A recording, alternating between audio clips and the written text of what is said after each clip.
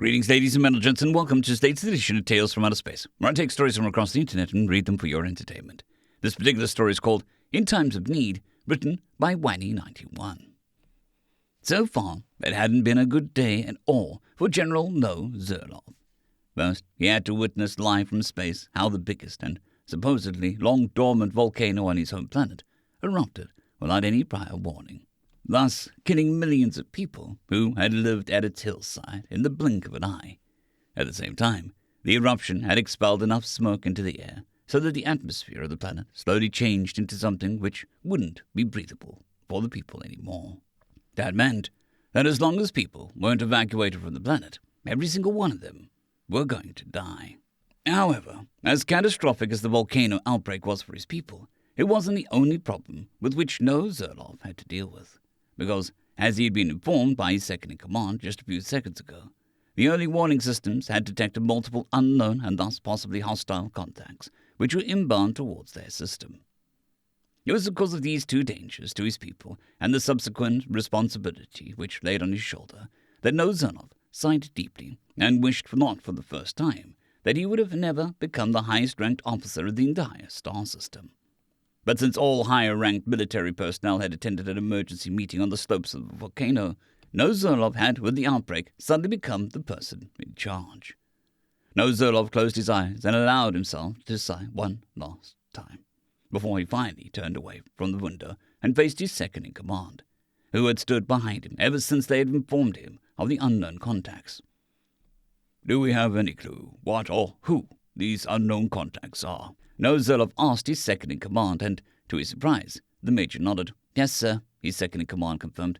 "Based on their drive signatures, we have to assume that the unknown contacts are human spaceships." "Human?" No Zerlov said, surprised. "Are you absolutely sure about that, Major?"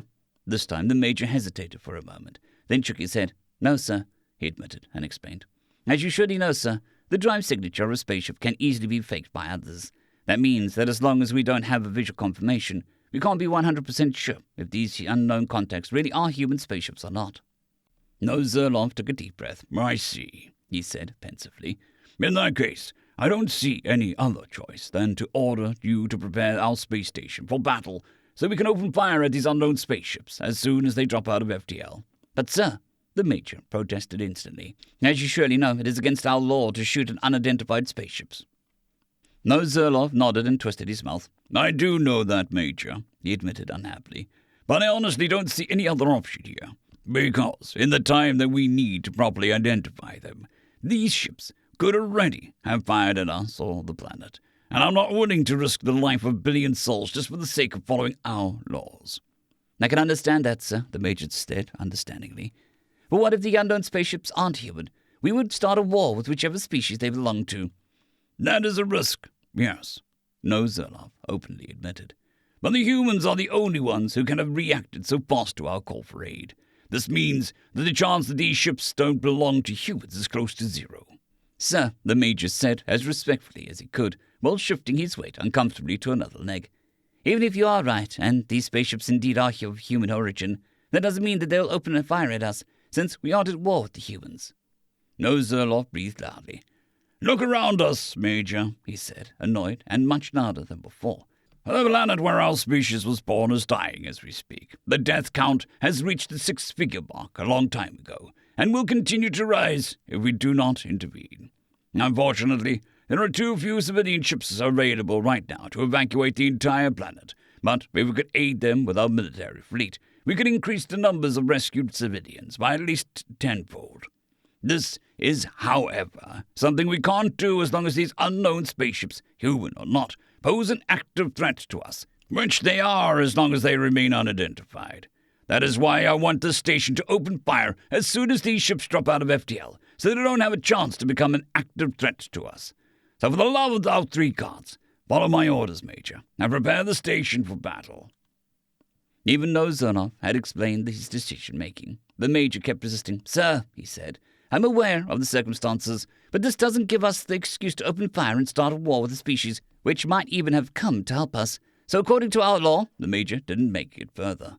"I do not give a shit what our law tells us what we can do and what not." No Zerlov finally lost his temper. "Every fucking second we wait," he yelled, while smashing his fist into open palm with the other hand to emphasize his words. "More seconds during which we could actually help our people to get off planet. So for the last time, Major, follow my orders and prepare the station." As unexpected as the outbreak had come, was as fast as it gone again, and from one moment to another, Zernoff felt very, very tired. "Look, Major," he started to explain quietly. "You know as well as I do that our species has stood on the brink of war with the humans for the past few years. As a matter of fact, these tensions between our two species were the reason for the emergency meeting this morning." But the Major wanted to interrupt, but Zernoff didn't let him. Before you say anything, Major, there is something which you do not know yet, since it was and still is above your security clearance. But in order to convince you, I don't see any other option than to tell you, because you have to know that our species recently informed us that the humans had developed a new weapon system. Even though we don't know yet how this weapon works, we do know that it is capable of affecting entire planets, and according to our spies, the humans have successfully tested the weapons on planets in their own system. Zernoff paused for a moment to let the once confidential information sink in. Then he continued. "Now, knowing of the existence of this weapon, it isn't hard to see the connection between it and the volcano outbreak, especially since the volcano has lain dormant for the past thousands of years and showed no seismic activity beforehand, which could have warned us of its eruption. Pair this with the sudden appearance of multiple unknown spaceships, who might very well be of human origin, and you'll hopefully see the reason for my decision to shoot at these unidentified ships as soon as they come out of FTL." Though Zernoff paused again and looked deeply into the eyes of his second-in-command. "So, what now, Major? Will you continue to resist me, or will you finally follow the orders of your superior?" Instead of an answer, the Major sighed deeply. "Okay, sir," he then finally caved in. "I will follow your orders." Before Zernoff could thank him, the Major saluted, turned around, and quickly walked away from him. And not soon enough after the second-command had left, every light in the station suddenly turned red and started to blink in unison with a high-pitched alarm sound, only to be drowned out by a female voice a few seconds later. "Attention!" the female voice announced loudly. "Enemy contacts have been detected. Every soldier to his designated position. The entire space station will go into military lockdown in 10 minutes. I repeat, enemy contacts have been detected." Silently, Zernoff observed over the course of the next 10 minutes how more and more soldiers stumbled onto the bridge and took position behind multiple different control panels from where the entire station could be controlled. And as soon as the countdown had reached 0, the heavy blast doors at the entrances started to lower themselves, and thus effectively shut off the bridge from the rest of the station. Patiently, Zernoff waited from his position near a virtual window until his second-in-command came back to him. "Sir," the Major saluted, "I report that the entire station is ready for battle." Zernoff nodded. "Good," he said, satisfied. "Do we already know how many ships are inbound?" The Major waved his head from one side to the other. "Not exactly, sir," he confessed, and twisted his mouth. "But based on the drive signatures, we estimate a fleet of around 10 ships, sir. However, there could be way more ships inbound from other directions, and we wouldn't know until they have come into proximity of our sensors."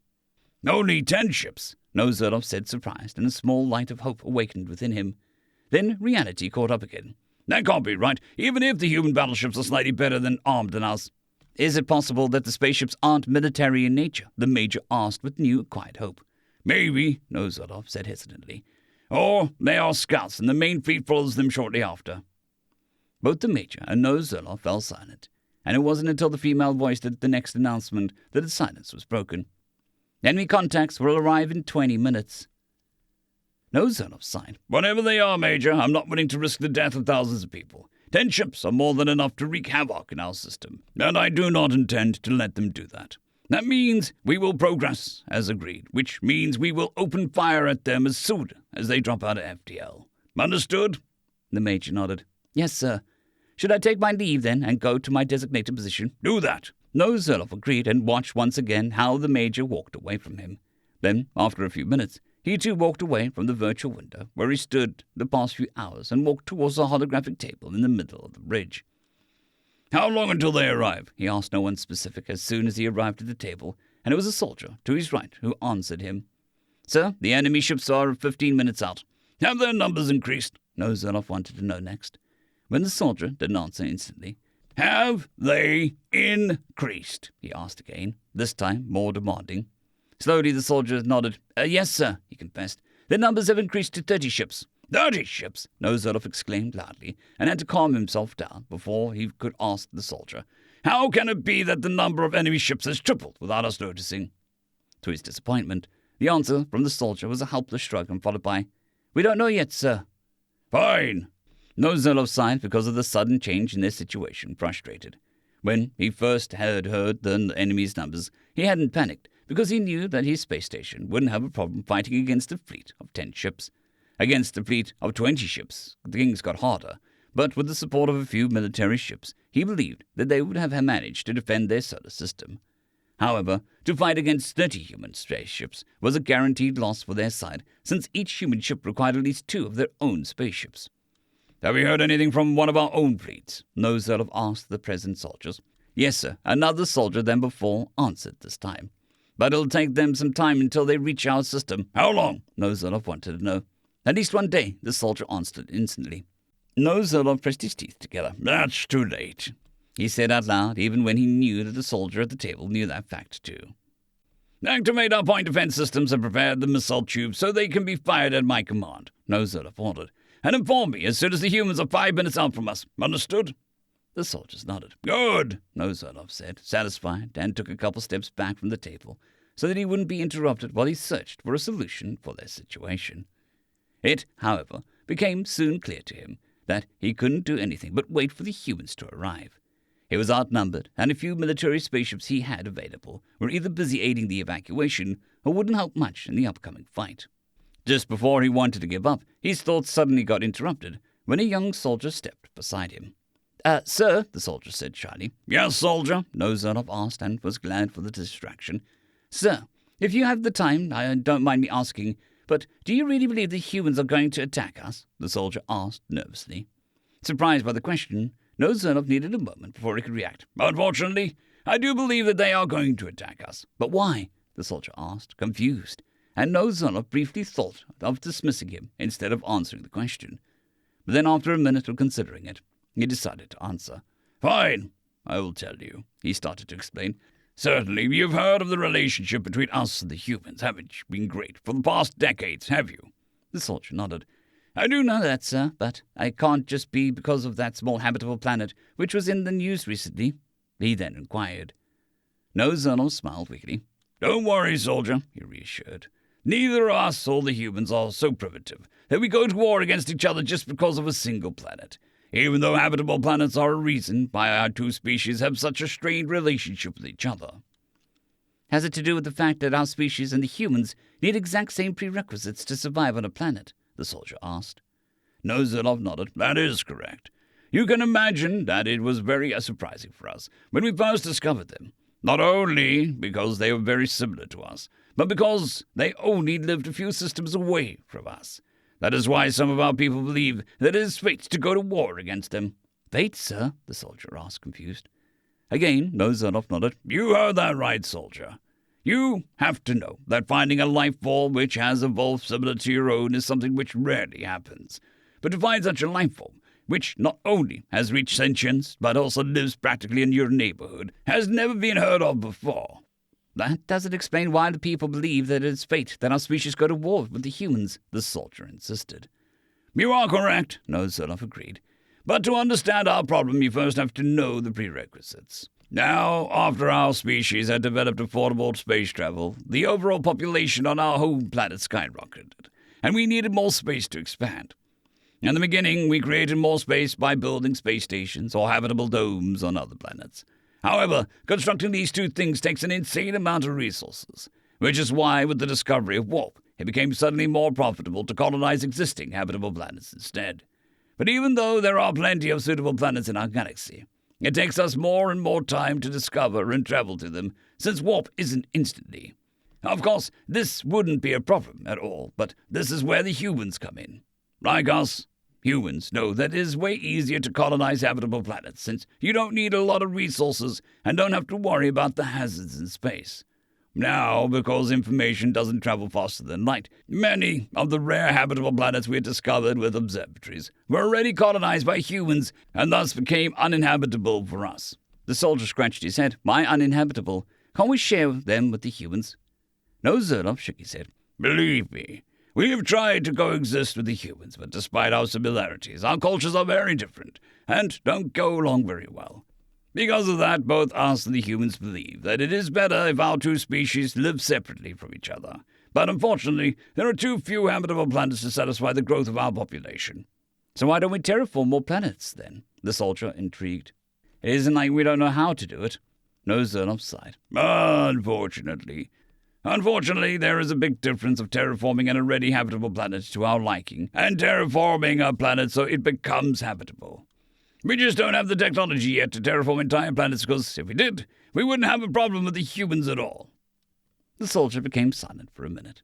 That means the more our species grows, the more habitable planets we need to discover. But this applies to humans as well, which is why sooner or later the two species will clash against each other, because both of us need space to grow. No, Zerloff nodded. Exactly. Now add the fact that habitable planets don't repeat themselves every few planet systems, and you have the exact reason for why some people believe that it is fate for us and the humans to go to war against each other. As a matter of fact, since we haven't discovered new habitable planets in quite some time, the tensions between us and the humans has been at an all-time high, and both sides prepare themselves for war. But since neither one of us has made the first step yet, we are in a weird kind of situation. Apparently, the humans call such a situation a Cold War. The soldier twisted his face in anger. And now it seems like the Cold War has become hot because the humans saw a change to exploit our current situation, he noted with bitter grimness. No, Zerloff decided to not say anything regarding the possibility that humans were behind the disaster on their home planet, and simply left the soldier alone to his thoughts. Luckily for him, not soon after their conversation had ended, No, Zerloff was informed that the humans were only 5 minutes out, which was why he returned to the holographic table. Defenses? He asked. Up and running, a soldier answered. Missiles? No, Zerloff asked next. Loaded and ready to be fired at your command, another soldier reported. The next 5 minutes were the longest one in No, Zerloff's life, but finally a female voice announced, Enemy fleet incoming in 10, 9, 8, 7, 6, 5, 4, 3, 2, 1. When No, Zerloff saw the red points on the holographic table, he raised his hand in the air. Prepare to fire the missiles, he ordered loudly. Everything ready, then? No, Zerloff never got the chance to give the command because the Major suddenly screamed from the other side of the bridge. We have incoming transmission request from the humans, sir. Perplexed, No, Zerloff stopped his hand from moving down. Wait, what? He screamed, confused, before suddenly realizing the situation he was in. Everyone, hold your fire, he ordered, and slowly lowered his hand in such a way that no one could interpret his gesture as an order to open fire. Then he turned towards the Major, who had run towards him. Major, repeat what you just have said. He tried to ask his second-in-command as calmly as he could. The Major didn't hesitate. Sir, we have received an incoming transmission request from the human fleet. A transmission request? No, Zerloff said, confused. Why would the humans take the time to contact us? He asked, and no one answered him. Fine, he said. Accept the transmission and relay the video feed towards the holographic table. But at the same time, stay prepared to open fire if necessary. The Major nodded, turned around, and ran back to the communications panel. Not even 30 seconds later, a holographic picture of a human appeared floating over the table. This is General No, Zerloff from the Zerloff military. No, Zerloff introduced himself. With whom do I speak? He then asked. The picture of a grey-haired human started to smile. This is Fleet Admiral Becker from the 24th Terran Fleet. We are here to assist the people of the Zerloff nation in times of their need. Irritated, No, Zerloff looked at the human. Assist us? With what? He asked him, confused. The smile on the human's face vanished. Hasn't a volcano on your home planet broken out and threatens to destroy your entire planet? He asked cautiously. Well, yes, No, Zerloff said. But why should you aid us? Aren't we enemies? The human raised his eyebrows. We are? He asked, more amused than offended. Well, not enemies, No, Zerloff hastily corrected himself. But you have to be aware of the tensions between our two species, especially since they have been so high recently. The human started to smile again. Well, I admit there has been some tensions between our species recently, but this doesn't mean that we can't help you. No, Zerloff didn't know what to say, and to his relief, it was the Major who helped him out. How can you help us, human? His second-in-command asked directly from the communications panel. The human cleared his throat. I have 15 ships in my fleet which can help you evacuate your people off the planet. And there are another 5 ships which are full of ice which can be transformed into billion hectoliters of water. You can use that at your will to extinguish the lava stream coming from the volcano. The other 10 ships in my fleet have enough room for personnel to act as temporary shelters until your people can get back to their own planet again. The last part irritated Nozerlov. Why did you say until they get back to their own planet again? Don't you see that our home planet is doomed? The smoke from the volcano has poisoned the entire atmosphere, to the point where the planet has become uninhabitable. That means that temporary shelters won't be enough, since the entire population has been resettled. To his surprise, the human admiral continued to smile. You don't have to worry about resettling your population, he said ominously. In about a minute, you should notice another 10 ships on your radar. These ships are coming directly from our solar system, and they're going to fix your home planet. Fix it? Nozerlov asked, skeptical. How are you going to fix our planet? Neither have we, nor you, your species, the necessary terraforming technology to fix our planet in the next couple of years. The human didn't stop smiling. But what if we have such technology? He asked mysteriously. What if I tell you that we can fix your entire planet in a mere weeks instead of centuries? The words from the human sounded almost too good to be true, which is why Nozerlov remained skeptical. How can I know that you don't lie, and this isn't a ruse to imprison my people? Instead of answering directly, the human nodded towards the person outside the picture. Then he said, Have a look at the data which has just been sent to you. In there you'll find several pictures, as well as scientific data, which should prove our technology is real and, more importantly, works. Nozerlov studied the data for several minutes, and when he was finished, all he could do was stare at the human. Do you believe me now, General? The human named Becker said, with a big smile on his face, and all Nozerlov could do was to nod. 2 months later. Can I ask you a question? Nozerlov asked the human, who stood beside him on the grass field. Sure thing, my friend, Becker said, but kept looking at the human spaceship, who just broke an orbit and now slowly descended to the ground. Why did your species help us, even though you had no obligation? Nozerlov asked the human. With your terraforming technology, you could simply have ignored us and gone on colonizing the entire galaxy. By the time my people would have recovered from this catastrophe, your species would have been so much more advanced than us. And don't tell me that our 2 species didn't consider each other as enemies, because without your terraforming technology and the volcanic outbreak, our 2 species would have surely gone to war against each other. So I ask you again, why didn't you destroy us while we had no chance to defend ourselves? Becker stayed silent for a minute before finally turning towards Nozerlov. Haven't we kind of destroyed you as our enemies by making you our friends instead? He asked the simple question. After he thought about it, Nozerlov had to agree with the human, and together the two continued to watch how the human transporters brought the Zerlo people back to the restored home world. End of story.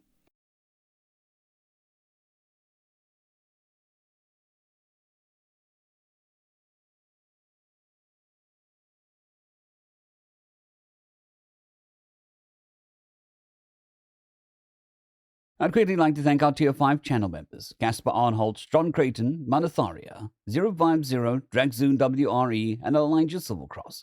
Thank you very much.